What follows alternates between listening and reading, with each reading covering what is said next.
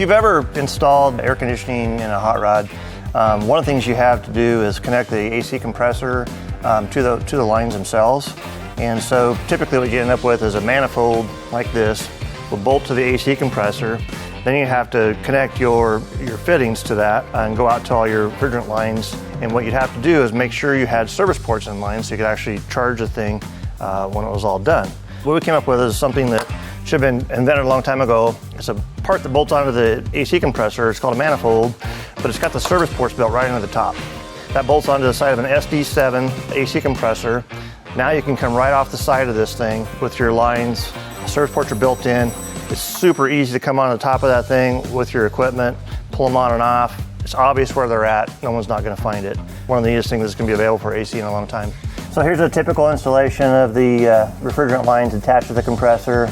Again, the service ports are mounted in the fitting itself. It's kind of hard to get your charging device hooked up to this. And again, that's if you know where to look for them. If this had this device installed, obviously the service port's right on top, easy to find, super easy to hook up. All right, so here you see one of the AC manifolds bolted on a Wagner drive kit. That's an SD7 compressor, super common in most kits. You can see how sleek that looks. Just a really nice looking deal. Again, super easy to put your service ports or hook your service ports up. In this case, there's a roll cage in the way, inner fender will come down. It'd be kind of a pain to reach in around here and hook up your service ports the other way. We've designed and manufactured these. They're in stock. They'll only be able to be purchased here at Metalworks. Just give the speed shop a call and be glad to box one up and send it out to you.